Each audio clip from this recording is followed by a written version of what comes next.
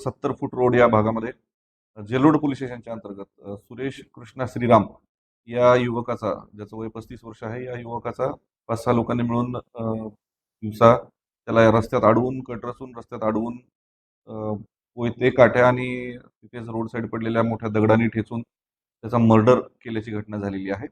सदरील घटना झाल्यानंतर तात्काळ घटनास्थळी सर्व वरिष्ठ अधिकारी आणि तपासाची या टीम्स तिथे पोहोचलेल्या होत्या. पोलीस स्टेशन जेल रोड यांच्या टीम आणि क्राईम ब्रँचच्या स्पेशल टीम आम्ही आरोपींसाठी रवाना केलेले होते. साधारण 1 तासाच्या आत 6 पैकी 5 आरोपी आपण अटक केलेले आहेत. 6व्या आरोपीसाठी टीम रवाना झालेली आहे. तो पण लवकरच मिळेल. काय नेमका वाद होता?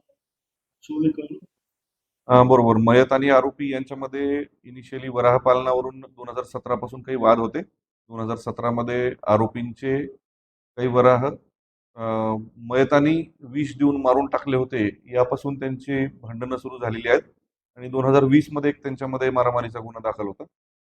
त्यानंतर त्यांच्यामध्ये आपसात कुठला वाद नव्हता, परंतु यावेळेस म्हणजे आज त्यांनी संबंधित मयतास या जुन्या वादाच्या आणि भांडणाच्या कारणावरून मारून टाकल्याचं प्रथमदर्शनी निदर्शनास येते तपासामध्ये. पार्श्वभूमी समजली मयताच्यावर आतापर्यंत 10 गुन्हे असल्याचं निष्पन्न होत आहे.